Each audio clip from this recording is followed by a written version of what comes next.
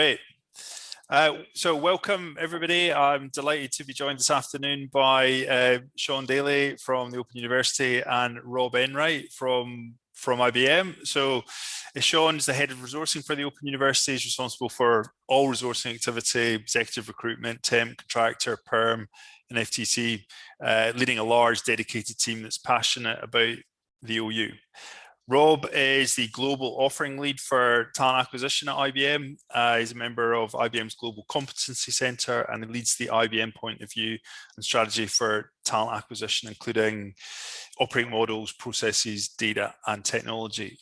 So today we're going to talk about in-demand talent and how to get successful at hiring in-demand talent.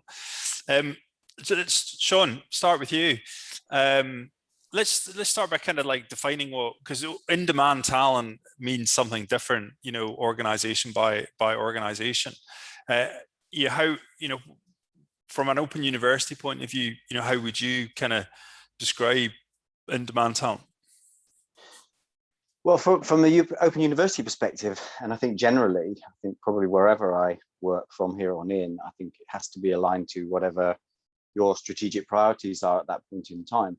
So when I joined the OU, and even to an extent now, the OU does not struggle to recruit.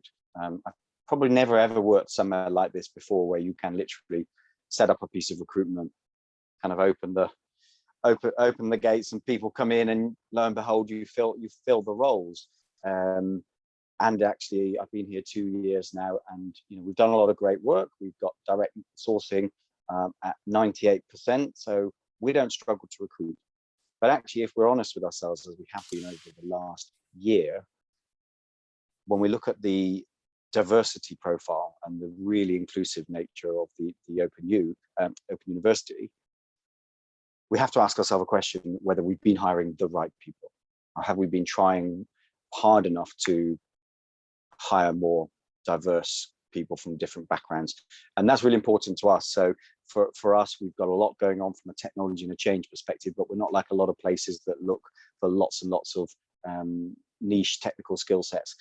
Actually, what we really need now, so what's in-demand talent for us, is people that are representative of the 200,000 plus students in different communities across the 4 nations of the UK, ever more so representative of them. So that's what's for us currently with our strategic priorities is in demand, and partly why we've partnered with Candidate.ID as we have at the moment. And Rob, I mean, when you look across your kind of like client base, in-demand talent, how does it vary, kind of client to client? Well, I think it directly relates to the business models. So we've got, generally there's a kind of presumption when we speak to HR leaders that they're generally thinking about niche talent when we think about critical in-demand skills. But many of our clients struggle with more entry-level, semi-skilled, mid-level type roles that form key parts of their operation.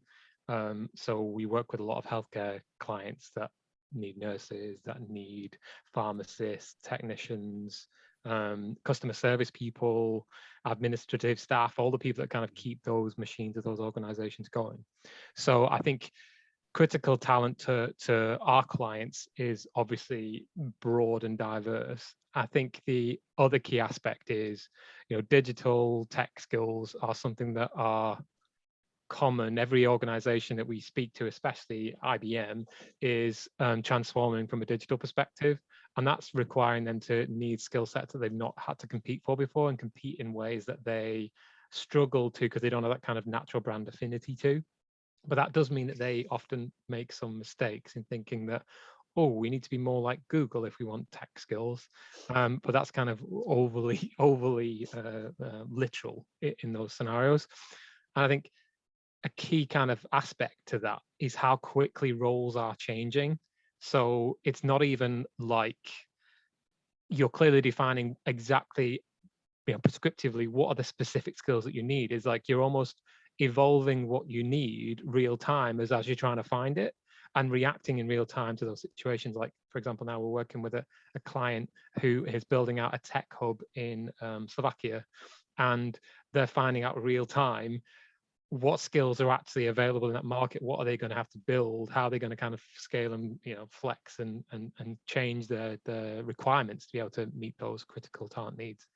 So I think it's quite a moving, changing space, and I think that's why we get a lot of clients talking to us about what is a dynamic operating model. How do I actually get more dynamism into the way that we're responding to these talent needs? And the unknown is the kind of new normal. Yeah, I think for us, we would always talk about in-demand talent as being where the kind of like traditional recruitment operating model doesn't really work, right? You're not getting enough applications, or the quality of the applications isn't what you want, or it takes too long, or it's too expensive, and so you need to be doing something different. You need to be being more proactive, if you like. And before that we come on to the kind of technology that enables you to do that, what's your experience of, okay, like the current technology that we're using and its limitations and the challenges that we have, and that we had with that, and what it wouldn't do. So I'll go to Shaun first, around, because obviously you're on a transformation journey on the Open University, but where were the big pain points? Yeah, I mean, we're I guess very different perhaps in many places that Rob would be engaging with, both at IBM and probably with his clients. And I inherited a recruitment set up for an organization with 9,000 staff with no ATS even. So I was starting from the ground upward from a technology perspective, and even still actually have kind of a partial rather than an end-to-end ATS and CRM setup in place. So actually, and we are in the middle of SAP SuccessFactors implementation, which is taking some time, and partly that's the reason why we've been talking with Candidate.ID, or sort of got to where we've got to with Candidate.ID, is that one, how long it's kind of taking to get the technology in place that we need. Two, a bit of uncertainty about whether that ATS will really give us more than a basic CRM functionality, and whether it will give us the true ability to identify and to engage with what's in-demand talent for us and people in underrepresented groups. And as I said earlier, the fact that EDI objectives are such a big part of our current drive, being able to identify the people that are coming through on the back of our outreach and our attraction strategy, and the underrepresented groups that they're identifying with, how they want to engage with us, how engaged they are with us, who to target, who to speak to first. That's been, or so far, is proving to be a real shortcut to getting to the people that we want to. And I think looking, I say we're in flight with this at the moment, so we can't yet say what our end results are in terms of how we achieve on our diversity hiring statistics. But if I look at the end result of the attraction work that we've done, and then the automation work that we're doing through Candidate.ID, the talent pool currently has got 50% of the talent pool are in the identifying in the underrepresented groups that we're targeting, and our target was 30%. So far so good. Let's hope it goes all the way through to the end of the process. And Rob, you obviously see, kind of broader perspective of clients that are like have unbelievable technology, and clients that are still kind of stuck on fairly kind of like legacy or traditional systems. And talk us through some of the challenges that you see in this kind of in-demand talent area, and where the technology kind of like limitations are. Yeah, so I think typically most big organizations are all in kind of the big cloud platforms, SuccessFactors, Workday, Oracle as the kind of main platforms.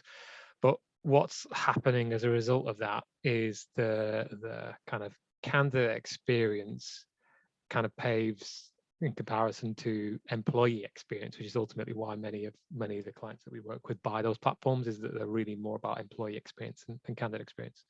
So what's actually happened in the kind of maturity of the adoption of those platforms is they are then looking for broader candidate engagement kind of, or talent relationship management platforms, which create a more engaging contemporary experience to overlay on top of those SuccessFactors, Oracle, Workday type platforms. So that could be kind of newer age ATS systems like Smart Recruiters, like Greenhouse Lever, those things that are kind of this homogenization between a CRM solution and an ATS solution. Or it could be more of the evolved TRM platforms like a Fen on People or an Eightfold. So that's generally where the market is going, is recognizing that having a cloud-based platform is essential or required as part of a modern HR function, but then recognizing that they aren't really fit for purpose from a TA candidate experience perspective in the truest sense. So they're kind of bolstering those with additional capability. Now, the interesting thing about that approach is all of those solutions sell on dynamic content. They sell on how personal this whole experience can become. But ultimately, that dynamic content is very hard to enrich and enable at scale for an organization that maybe hires 8,000, 10,000, 20,000 people a year, or even above 1,000. Like if you're hiring tens of individual roles and hundreds of different role profiles, it's not impossible to be able to create this kind of rich dynamic content and personalization to all of those individual candidate needs. So I think the kind of next evolution is about the service models that you're defining. You're saying, how are we interfacing people, process, experiences, technology together? How are we kind of bringing those components together? And designing a TA service model that is much less one-dimensional, which is kind of the original SaaS approach of a gold standard one-dimensional candidate experience kind of workflow, is recognizing that your level of investment as people, as a TA function in marketing, in content, in personalization, has to kind of flex based on that kind of critical demand of talent, because ultimately you don't want to kind of go after the niche of the most in-demand skills and kind of give them a generic message.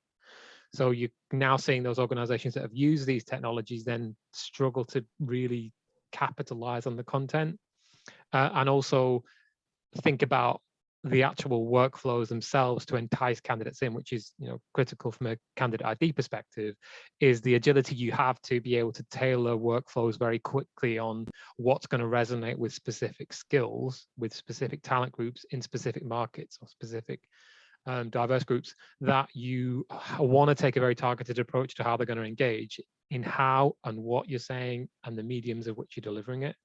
And I think that's kind of the next evolution of maturity in terms of these broader technology solutions. Yeah, I think that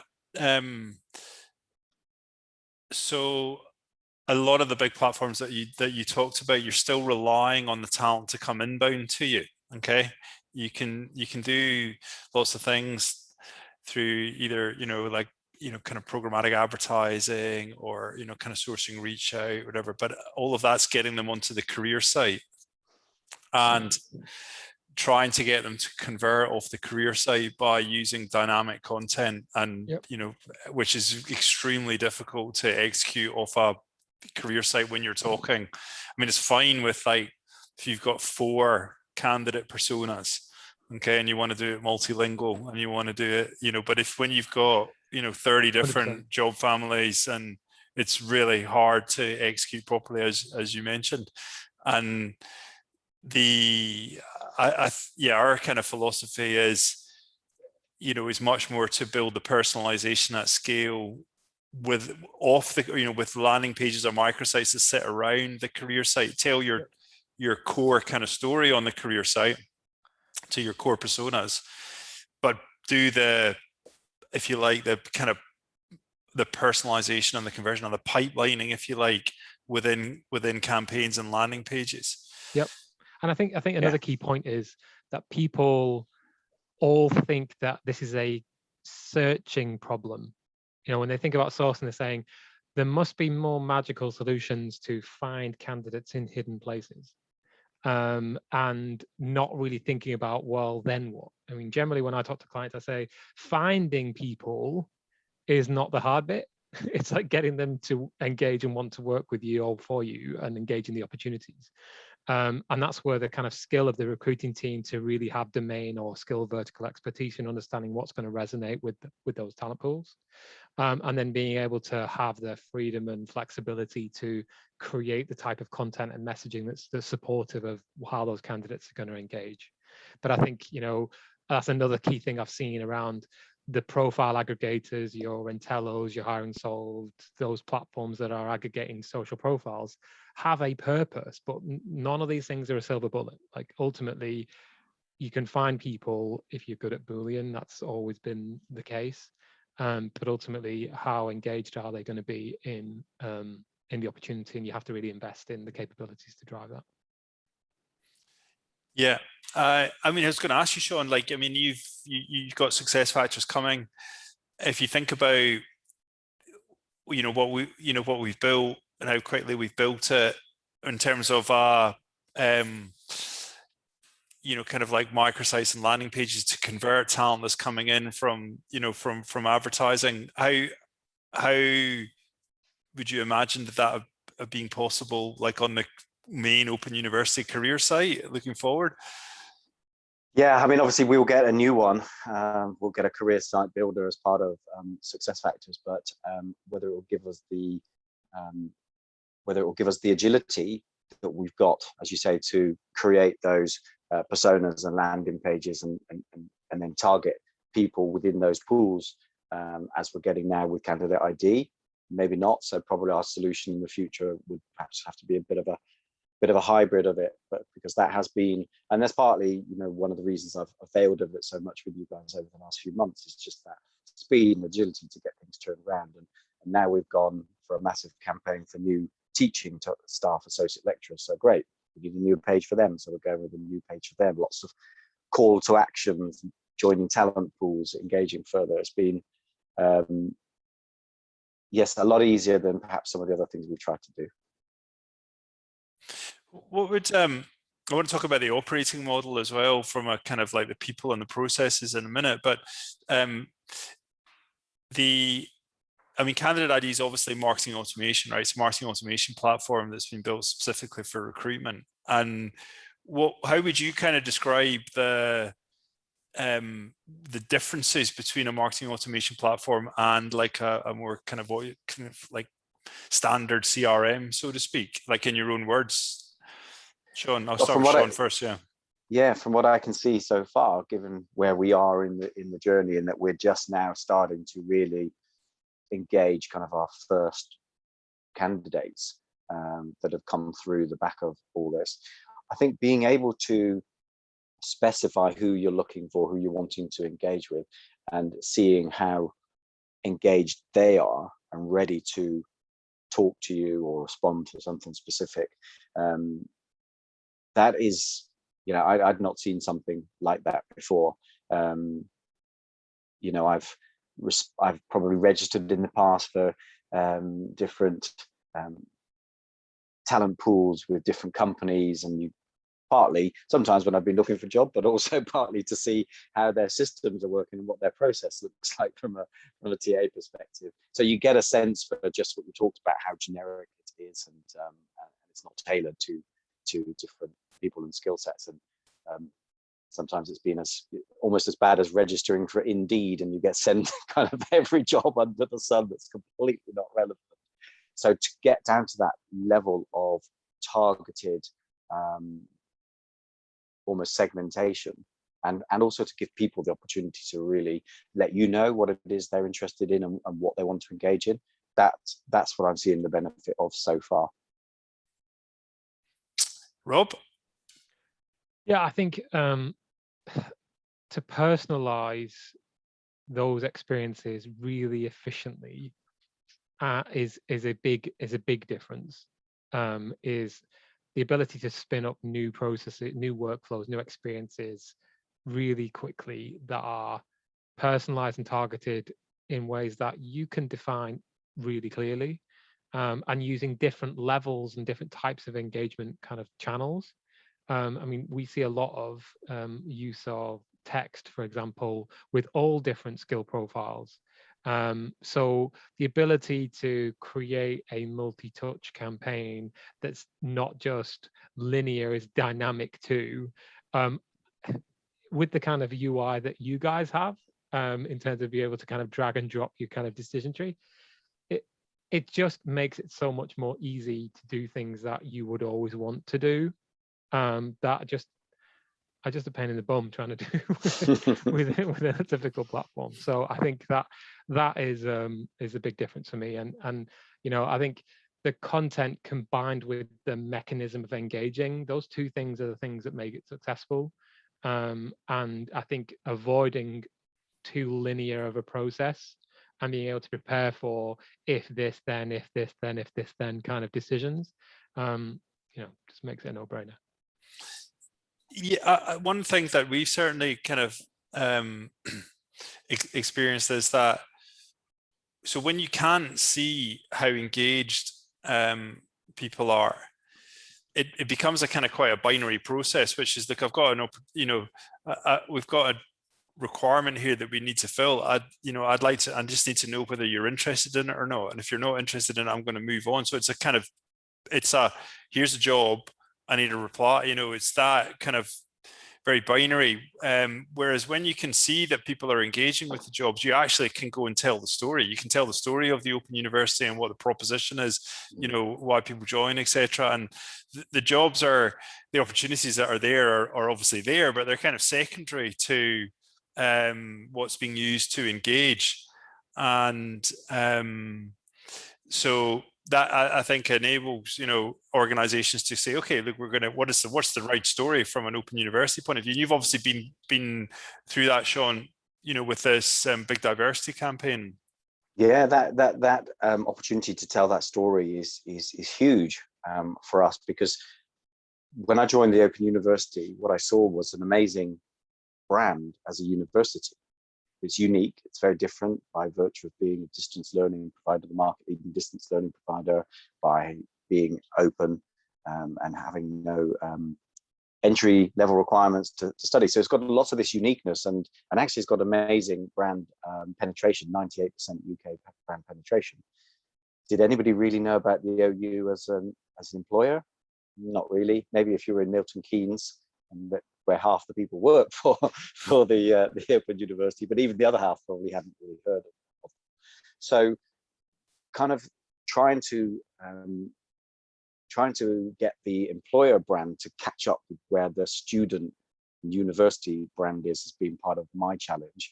But also, because we're not that traditional university, we're much more nuanced in terms of our profile around age and profile of studier, type of studier, apprenticeships, micro-credentials, research, partnerships with the BBC, Blue Planet, all of that. We're really not a traditional university. And I think the sell that we've had to try and get, it is very much around the mission and the purpose. And you know, if you do want to go and be a developer with Google, or you want to work with Amazon, whatever, you can go and chase the big bucks. So for us, it has been about getting that compelling story about, well, what is our mission? What is our purpose? Why would you come and work with us? How do you contribute to that? So that's something that we've worked really, really hard to do, and that's featured in the campaign, the attraction campaign that you mentioned, and the messages and the call to action, really, with those people that then come through. Rob, how good do you, I mean, obviously from the organizations that you work with, they work really hard to tell their story off the career site. It goes on the career site, but actually when you get into, like, you know, kind of like ongoing, you know, engagement and nurture campaigns, you know, to in-demand talent, you know, pipelines, how good are they on that? Is it all about, you know? Well, I think I kind of put them into different categories. So there are the more mature CRM users, like the people who've believed in CRM, invested in CRM for like a long time, like a decade or longer. So I think for them, they're generally big organizations that are recruiting lots of people. So it's kind of like, if we look at modern day personalization, they've got a long way to go, but because they're so invested in their CRM strategies, they're kind of like in this do we, don't we, you know, how it's going to require us to kind of pivot away from that. So you see these situations where they're kind of using ad hoc, you know, personalized marketing strategies that are kind of more experimental rather than at scale, as they're still kind of wedded to their CRM strategy. So that's kind of one category. I think the other category is those that have never really used a CRM, don't have a CRM, and they're now looking at, well, the talent relationship management platforms, combining with dynamic career site experiences and things like that. And I think that creates an overwhelming kind of sentiment of realizing content is king in any kind of marketing environment, and they feel overwhelmed by that. So they kind of like buy the technology, deploy the technology, kind of feel like they're, you know, better, but feel like they're still got such a long way to go on it, and they're overwhelmed by the new possibilities they've now got and don't really know what to do with it. So I think that's the kind of situation, the kind of wedded to CRM and thinking I need to move away from it, but I'm kind of avoiding it because I'm really invested, or I've never had a CRM and now I've got all this like new capability that seems to need all this content and I've got no clue where to start. That's a good description of what's happened over the last few years, isn't it, in our space? Yeah, it's really unusual because it's so different to what our clients experience, right? So, I mean, for example, semiconductor business, okay, we've got an office in Prague. We need to be growing, you know, that, you know, kind of that office there. You know, we need software engineers like this. What do we know about those software engineers? You know, why have they been coming to, what's attracted the ones that are already there? You know, talk to the engineering lead there, get some insights, build some stuff, send some stuff, you know, source into it, bring some ADS data out of it, make loads of hires. Okay. And it's just, and then, you know, so it might be kind of like testing engineers in Greece, or it could be, and again, you know, the story to tell, okay, you know, isn't you know, all that kind of content we find is already kind of almost in the public domain, or it's fairly easy to get, you know, with some quick conversations. And I think the challenge is that when you're thinking about, oh, we've got to build all this stuff and get it on the career site. Yep. And we've got to do the whole thing on the career site. That's where the problems are. Well, I think in our services business and our outsourcing business, you're describing exactly the kind of things that we do when you're solving specific problems. And generally, when you're trying to recruit for specific skill sets, there's more openness because there's a challenge and there's a kind of business imperative behind it. So some of the kind of red tape that you get into from a kind of comms and branding perspective dissipates a bit, because people are a bit more flexible, saying we need to fill these jobs, we need to do something quickly. So there's more flexibility to actually be more agile in the execution.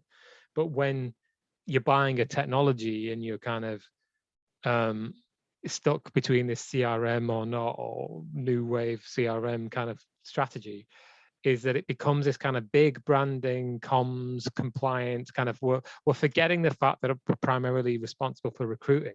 That's really what we're here for. So let's just prioritize the jobs that we need to recruit for.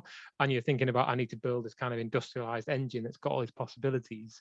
And I need to kind of design frameworks and policies and taxonomies and tagging systems and all this stuff to kind of give me the right rigor. And it's just overwhelming. But it's because these technologies have so much potential. All of the kind of in the sourcing marketing space, they all have so much potential and they all demo so well. But then when you get to kind of access all of this potential, it suddenly starts to feel overwhelming. And we see it time and time again. They bought stuff. It's an interesting point that you make, Rob, there, that gosh, if we go back to when I first started in recruitment, you know, back in the days where you had kind of candidates on Rolodex and you had all these different kind of print and then online directories of companies and candidates, you know, and you were spending all your time searching for candidates. And as you said, actually finding candidates now is not the difficulty. And a lot of these products that you talk about now, they've got all of the algorithms to go out and do the searching and scraping. They can get you candidates by the bucket load. Too much to do anything with. So actually the skill is getting the ones that you want to the place that you want. And then when I think about trying to get my team, who are perhaps not the most, you know, experienced in talent acquisition, on board with this, it's so simple for them because they're like, okay, all of these candidates want to work for us, potentially want to have a conversation with us. We know this about them. We know this about them. Do I just now phone them? Like, yep, you do. And it's not even a cold call. It's not a sales pitch. And it's, well, it is a bit of a sales pitch, but do you know what I mean? They're all there and they're all ready and primed. And it's that simple, rather than just kind of giving them, you know, some of the tools that I've seen, you potentially get access to all the candidates in the world, but potentially also none of them. Yeah, exactly. Well, Shaun, you've obviously so you've been through kind of establishing and getting, you know, building the kind of like Open University proposition in terms of how you tell your story, and that was, you know, strong diversity element to that initially.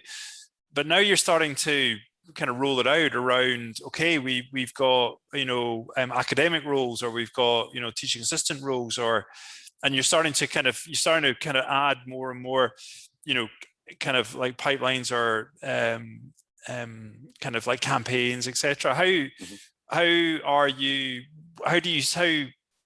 know, talk me through, okay, it's quite easy to say, okay, now we've built this, we can adapt it, we can refine it. Yeah, I mean, it's been, you know, it's been very straightforward. If something changes and we have to have a particular shift in focus, so that's the flavor of the month in terms of the campaign coming up, and we've got some events that we want to tag this recruitment to. So far, it's been really straightforward to do that. Get a new landing page, get a campaign, get the kind of emails out to the candidate database. And to be honest, actually, we've sort of, whilst we're ready to go with all the candidates that we've imported from the ATS, we're actually only kind of drip feeding kind of that into the start, because actually we've got the link then on all of our other outreach and social campaign that we've been doing, funneling into the landing pages and the Candidate.ID software. So actually we've kind of had enough to go with to start with. So we're really just sort of scaling up now in terms of internally in our own team, tapping into and accessing all of that talent. Let's talk about the operating model. So not the technology, but more about, okay, who's doing what needs to change. Okay, from I mean, you're obviously in transformation, Shaun. What do you see around, okay, in terms of, you know, future, you know, what people would need to be doing now, and future kind of roles, and how would that be different to how the team was before? Yeah, as I said, we've come from a place where typically wasn't difficult to recruit. Place an advert or talk to an agency, set up some interviews, make a hire.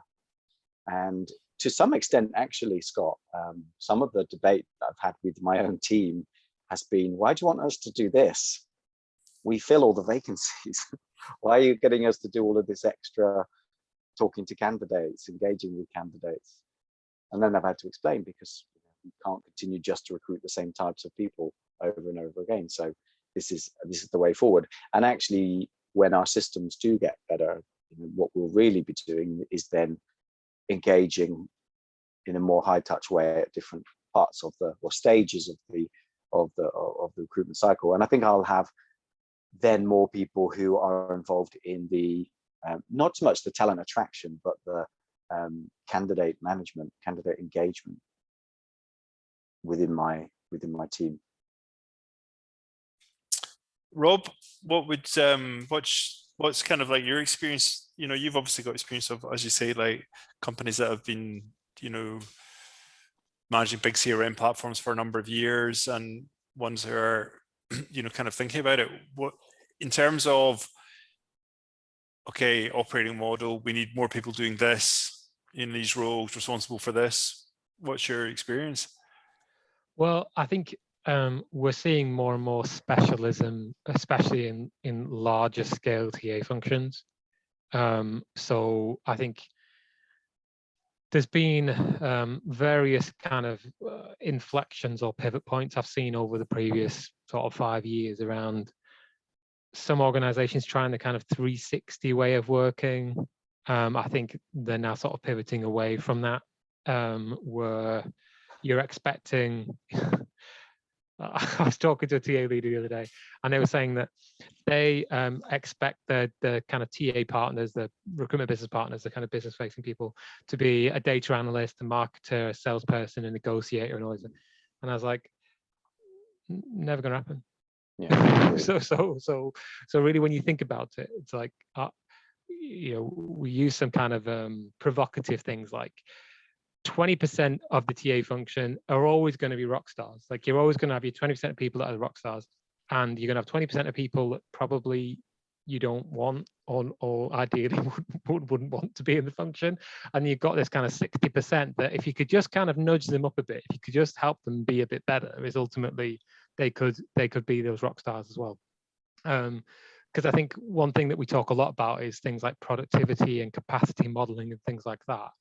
And that has so much to do with, are those people rock stars or not? And if you build a TA strategy based on having a team entirely of rock stars, then you're going to have a lot of money, or you're being unrealistic. So I think that's kind of one key thing is about those like primary business facing partners, is those people can't be the kind of extreme marketeers running a process. They need to be focused on consulting and driving value for the business.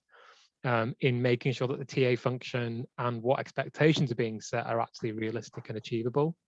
So then when you get into kind of specialisms beyond that, we generally look at 3 core kind of job categories. You've got sourcing as a category, you've got screening and selection as a category, and you've got kind of talent care, administration, kind of coordination support. Those roles generally aren't anything particularly new, except that kind of division between, are we doing primarily inbound recruitment, or are we doing primarily outbound recruitment, and being realistic about those situations, because it takes a different mindset and different KPIs and productivity expectations if all you're doing is sifting inbound and screening inbound, compared to having to do that proactive outreach. Then specific in the world of sourcing, there's different types of sourcing activities that are going on. Is this kind of highly industrialized digital sourcing research, kind of pulling from a talent pool, doing some basic email campaigning, kind of tier 1 basic kind of sourcing. Tier 2 sourcing is more in the kind of tailored marketing, more kind of consultative design, configurable design around how we're going to engage these specific target talent groups. And then the kind of top of the pile, which is really sophisticated headhunting, where really you've got your niche of your niche specialists that are doing that sourcing activities. And I think in this situation, our emphasis is always on be realistic about the skills and expertise you need in the function to drive the outcomes that you want to achieve, and don't kind of say, oh, well, tough, we kind of want everybody to be perfect, because that generally just spins your wheels. You never really get anywhere. So I think there's some key things. And then in terms of like process design, the kind of services model, as you think about what services is the TA function going to deliver to the business, is designing a more marketplace type service model, in saying when it's easy kind of on one end of the spectrum and we're playing more of an administrative role, then what's our service model? When it's incredibly hard and challenging and we need to kind of handhold everybody through the process, what's our service model? And what are the kind of gradients in between? Redefining kind of requisition design, experience design in those kind of concepts ultimately help you design a productivity and capacity model that's aligned to what kind of demand you're anticipating and what kind of experience you're going to be delivering to your teams, and then ultimately giving you the basis to invest appropriately in those experiences to to deliver the right outcomes. I shall listen back to this recording and just check against my notes for my future operating model that they line up with what you said, because actually the way that you then talked about the service level and service propositions for those as well is key. I've started along that journey, but maybe haven't overlaid the different service proposition for them as well, but makes total sense. I think particularly when you think about the role of technology and the role of people, and the more automation you're embedding in processes, is that becomes even more critical in saying, we don't kind of want to measure rec load when we're getting the tech to do a bunch of stuff, and we don't actually want people intervening in that process. So you need to kind of have some teeth in the process to make sure that you're setting the right expectations of the team members to say, why is it taking you so long when the technology should be doing these things? Are you doing things that we don't want you to do? And that ultimately means you're not doing the things that we do want you to do on the roles where you should be doing it. And that's kind of a big change. Yeah, I mean, let's talk about automation, and let's talk about AI. Knowing what you both know about automation, where do you see? I mean, certainly, from our point of view, the automation within Candidate.ID is all around that, kind of candidate relationship management, that kind of like ongoing nurture with the drip campaigns, if this, then that. Shaun, where do you see like the big opportunities, like from an automation point of view, kind of going forward? Yeah, I mean, I do see the value and the opportunity in automation from an engagement perspective.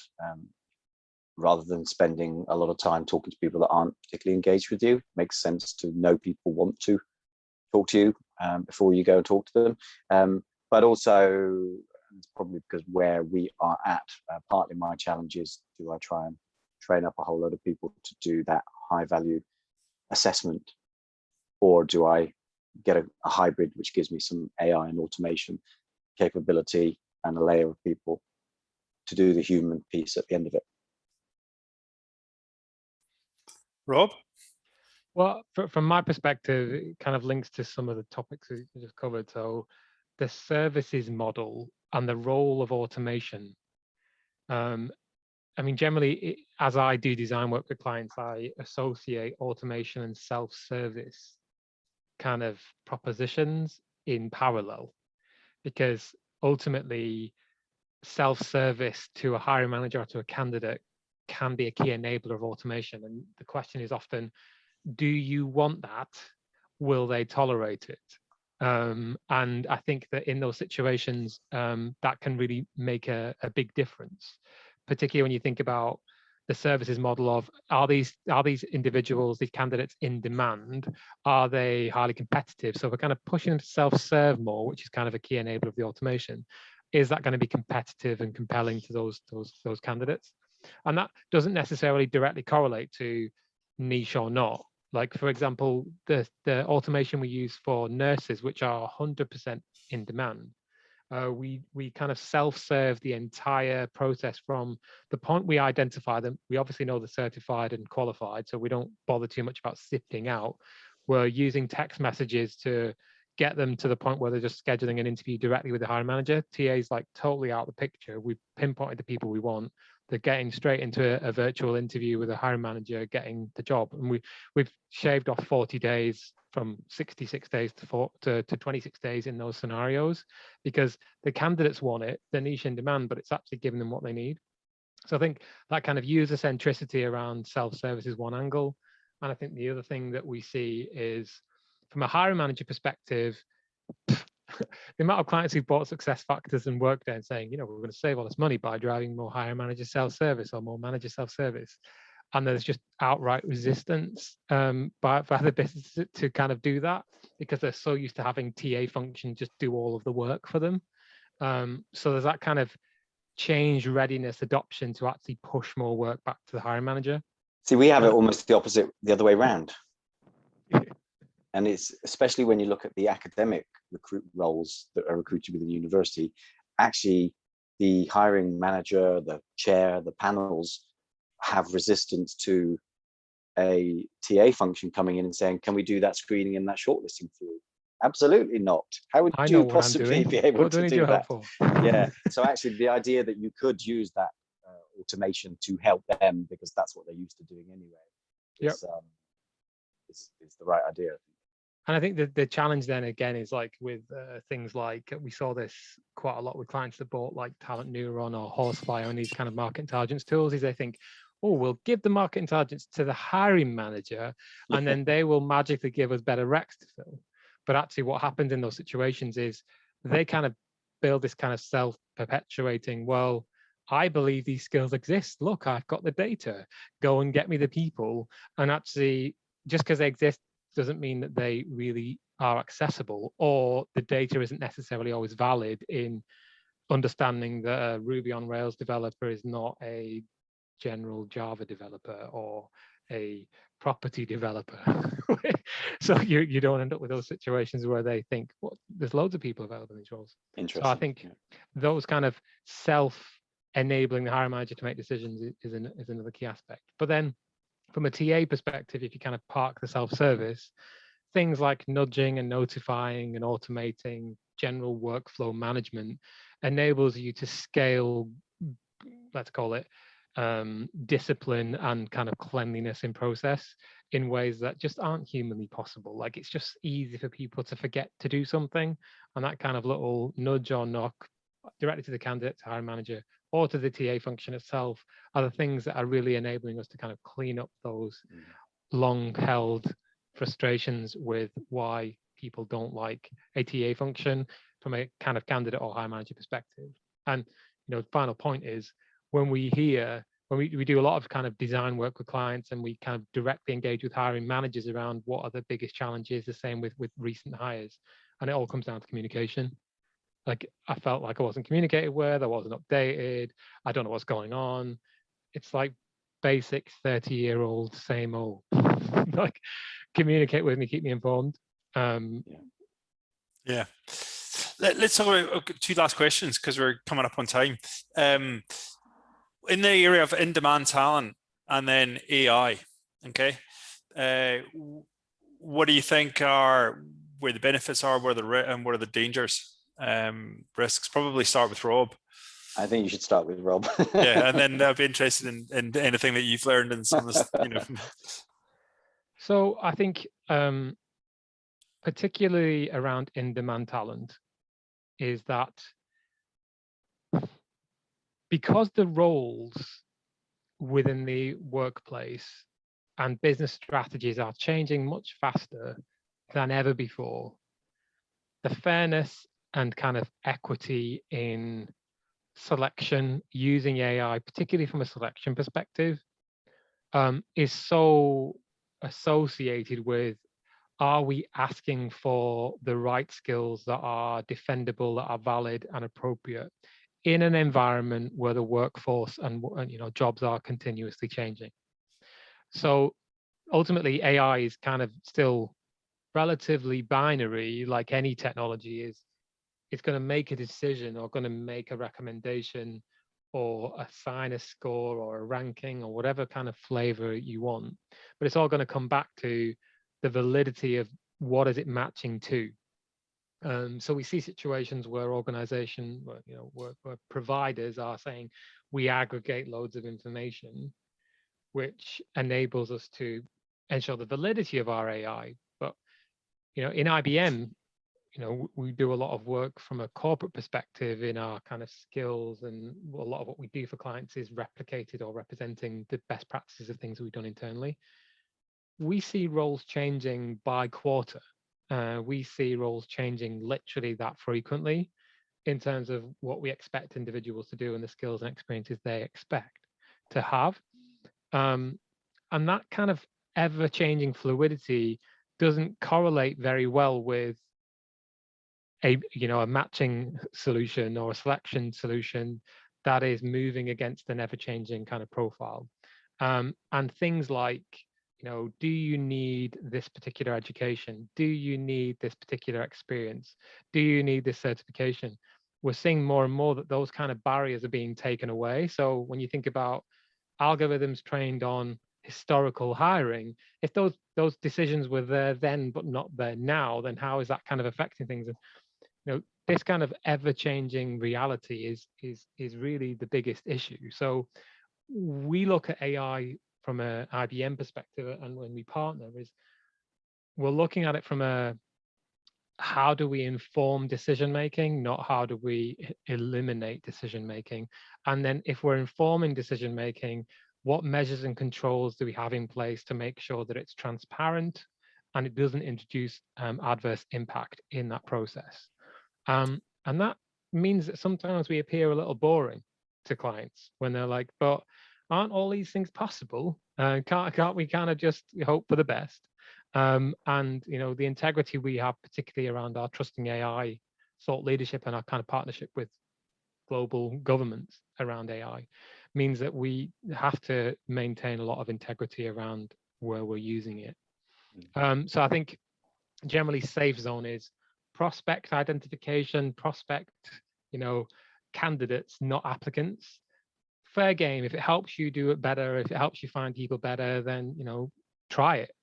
But as soon as you get into selection, we always advocate for transparency, control, audit. Make sure that if decisions are being made, that you're not exposing yourself, and that transparency in these algorithms is that you can actually see how it made those decisions. And that's not just as simple as saying the UI that kind of shows you some kind of correlation.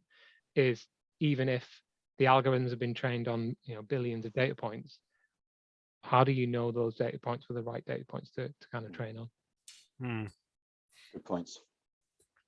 Anything to add to that, Shaun? Or no, just that totally resonates with the HE sector, where fair, transparent, and equitable recruitment and selection process is massively important. One last question then. So, if you were selling marketing automation to either your recruitment team or another recruitment team or someone, how would you, kind of like, what were the things you would say about it being different to CRM, like the established CRMs? Shaun? Well, I'm starting from the ground up, really, in terms of kind of capability of who I'm working with. So actually for them, CRM is new. So actually we've kind of just leapfrogged straight into marketing automation and warm pools of candidates ready to go and talk with, engaged. So it's in that regard, it's quite straightforward for us. Rob? I think from a ease of execution perspective, that's one key thing. No one wants to do extra hard work. So like showing them how easy it is means that like there's kind of that first barrier. The second barrier is proving that it works. So don't try and kind of oversell it kind of too much from the beginning. It's just like find particular talent challenges you want to solve, apply it, and prove that it works, because that the proof is there. Like proofs with Shaun, the proof is with clients left and right. So I think that's the way I view it with any change in the TA function. Is it can't be harder. It can't feel like extra work. So the more intuitive and flexible it is to actually not feel like it's hard work.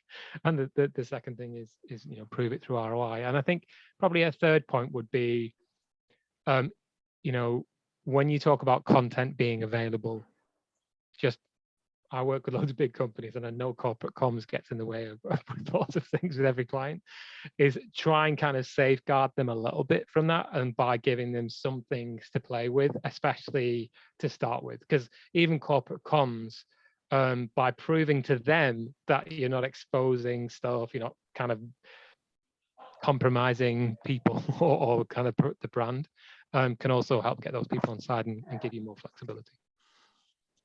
Great.